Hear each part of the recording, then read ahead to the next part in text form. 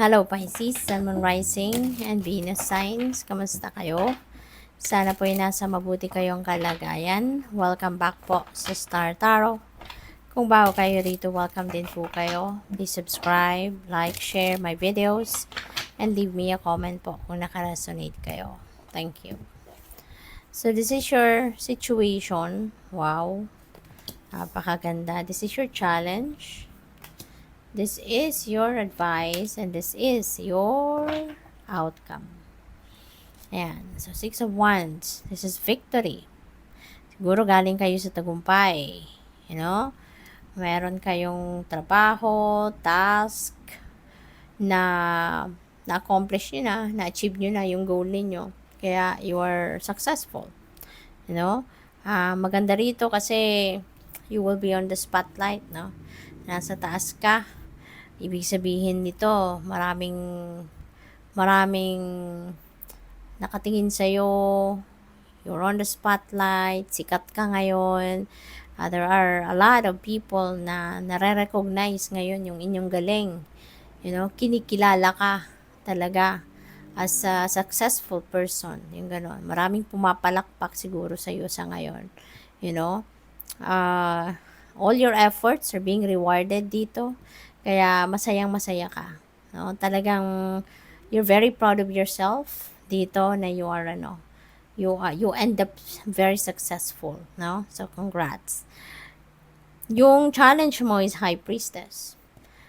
Dahil siguro na overwhelm ka, you know, because of your tagumpay. Maybe you're feeling overwhelmed. Kaya may tendency din na parang hindi mo naririnig ngayon yung intuition mo. Hindi ka ngayon nagkakaroon ng time para magnilay-nilay, magmuni-muni.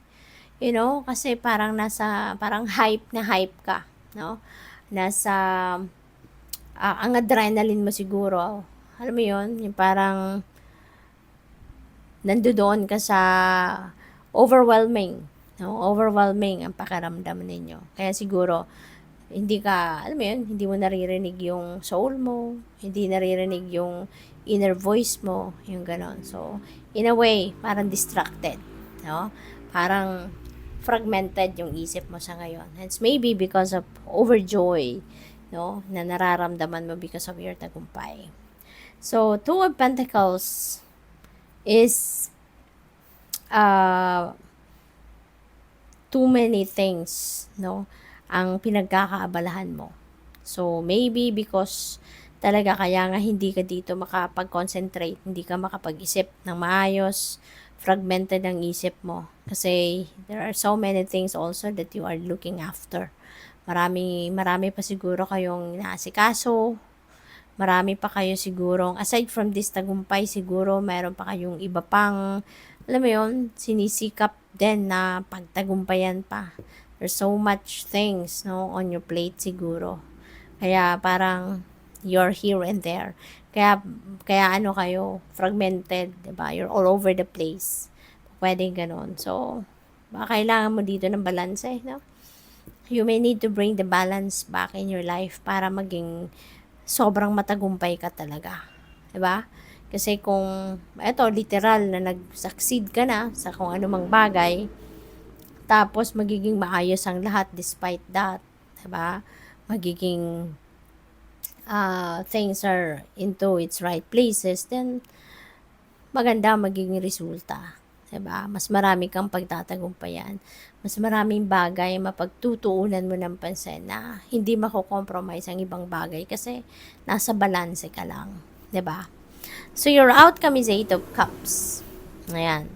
So pwede na, kasi si 8 of Cups, this is moving on. There is something dito na iiwanan mo. There is something dito na ayaw mo na. No? Yung mga gusto mo nag-evolve, diba? Lahat naman nag-evolve eh. Everything changes, diba?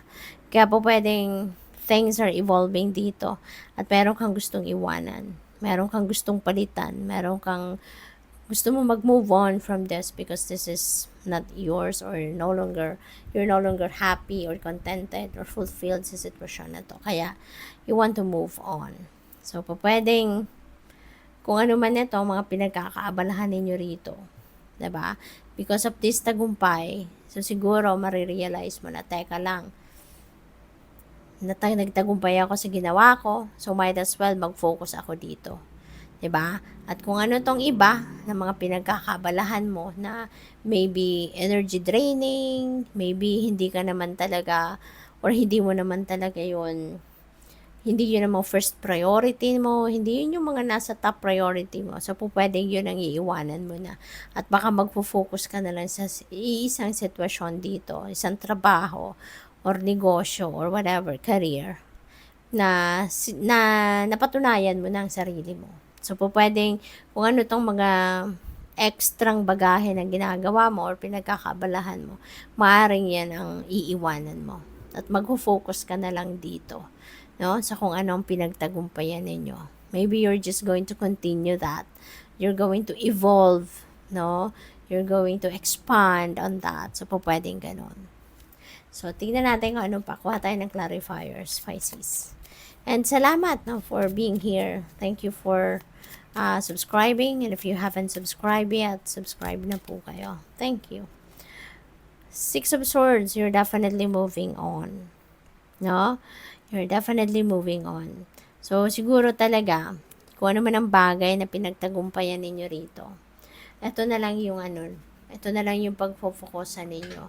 And pwedeng ito na yung pagdedeskartehan ninyo, how you're going to expand on that, how you're going to make it grow, how you're going to make it way better. So pwedeng yun na yung gagawin ninyo. At aalis na kayo rito sa kung ano man mga pinagkakaabalahan ninyo rito na sobrang dami, iba-ibang ginagawa, pero pwedeng challenging para sa'yo. No? Kaya nga siguro hindi mo pa nare-reach yung point na magtagumpay ka sa sitwasyon na yon. Kasi pwedeng hindi mo din yan nabibigyan ng focus talaga. Kasi nga, pwedeng least priority mo din yon. No? So, for High Priestess, we have the Empress. Ayan. So, may tagumpay kayo pagdating sa pera.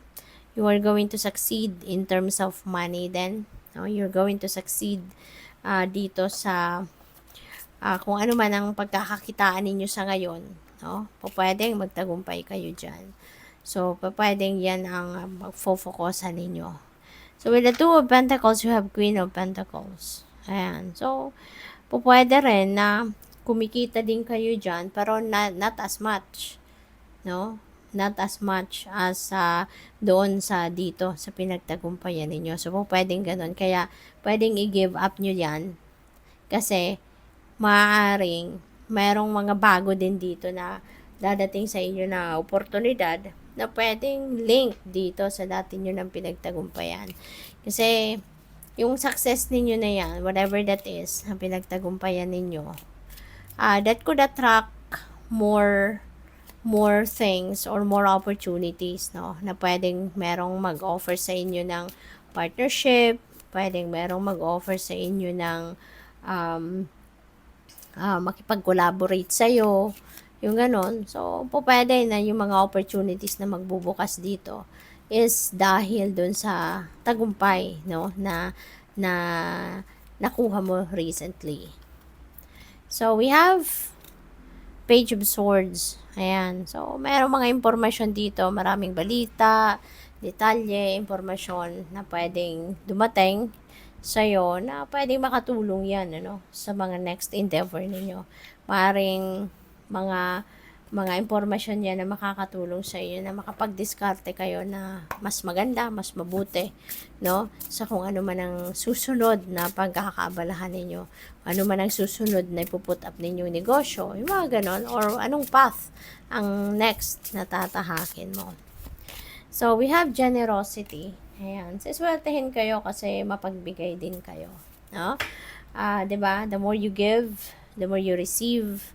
Kaya siguro kayo binibless din ng universe ng iba't ibang blessing, biyaya, good things sa buhay. Kasi hindi rin kayo nagdadalawang isip na tumulong. Hindi rin kayo nagdadalawang isip na sumuporta din sa ibang taong nangangailangan. No? May travel si Pisces. This is journey. Po pwedeng impromptu, po pwedeng planado. So, whatever the case may be, kailangang handa kayo. No? Be ready. Lagi lang ninyong ihanda yung mga gamit ninyo. Lagi lang kayong handa sa mga papeles ninyo, travel documents, passport, mga ganun. Para just in case na may impromptu na pagbabiyahe. So, hindi na kayo maghahanap, magkakalkal pa kung nasa ng mga yon. Diba? Yung ganun. So, tingnan natin kung ano pa ang mga mensahe para sa'yo. And by the way, Pisces, there is a join button sa baba ng video. No? So, kung interested po kayo mag-member sa channel, just click the join button. Thank you. We are beautiful souls. You inspire and uplift others. Maybe this is your purpose in life. Or po pwedeng ginagawa nyo na talaga ito. Maybe you're already carrying that out, no? Maaring maraming taong tumitila sa'yo, maraming tao yung umaasa sa'yo, no? Na ikaw yung makakatulong sa kanila, ma-uplift sila, maaring ikaw yung nag-cheer sa kanila, maybe you are always rooting for those people na maaring umaasa sa'yo, yung ganon. Siguro ikaw yung source ng kanilang, ikaw yung source ng kanilang lakas, diba? Baka ikaw ang tinuturing nilang rock, ikaw yung nag-inspire sa kanila, ikaw yung nagbibigay sa kanila ng advice, yung ganon, no? So, siguro talaga marami na din ang natutulungan mo, no? So, sandali lang po at nalaglag ang inyong final card.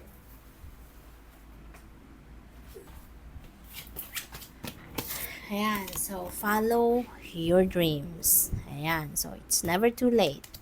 It's not too late yet para sundin mo kung anong mga pangarap mo or tuparin mo kung anong mga pangarap mo. Kasi yung pangarap natin, no, nandiyan yan sa isip natin kasi ini-instill sa isip natin yan ng universe para magkaroon tayo ng inspiration, para magkaroon tayo ng hugot, no, para magsikap, para magtiyaga, para abutin natin ang mga ito, no, para na ma-enjoy natin, 'di ba? Yung mga pangarap na 'yan. 'Di ba? At saka siguro nga kailangan at as ka reminder lang, no, na yung pangarap natin, it doesn't come with age. It doesn't come with kung anong estado natin sa buhay, nasaan tayo, 'di ba? Kasi kung ano man ang pangarap natin, kaya nating isakatuparan 'yan. Nasaan man tayo. Saan man tayo makarating, 'di ba? Kung may will tayo na sundin natin 'yan, may will tayo na gawin natin 'yan. Kung may will tayo na isakatuparan, no? Kayang-kaya nating gawin 'yan. Okay? Kaya ano man ang inyong edad, nasaan man kayo, unti-unti, no? You just need to take the first step. Kasi once na ginawa nyo na 'yan, magtutuloy-tuloy na kayo hanggang sa marating ninyo ang inyong mga pangarap. Pero kung sa isip lang 'yan, hindi kayo magte-take action. So, it will stay there as your pangarap lang. Kaya kailangan na pagsikapan, take the first step kasi yun ang gigising, no? Sa ano ninyo, sa passion ninyo, no? Na ma-realize ninyo kung ano man ang inyong mga pinapangarap. Kasi kayang-kaya ninyo yan. Kung isipin nyo lang, no? Kung kaya ng iba, nagtatagumpay sila, nakukuha nila kung ano mga pangarap nila, kaya mo din yun. Kasi pantay-pantay lang tayo eh. Remember, lahat tayo, we are all given talents, skills, and gifts, no? Binigyan tayo ng kanya-kanyang galing, kanya-kanyang talento, kanya-kanyang spiritual gift, kanya-kanyang skills, pinrovide sa atin yan ng universe for us to use them to carry out our dreams. Kaya kung kaya ng iba, kaya mo rin. So good luck sa'yo. Thank you for watching. Love and light. Namaste.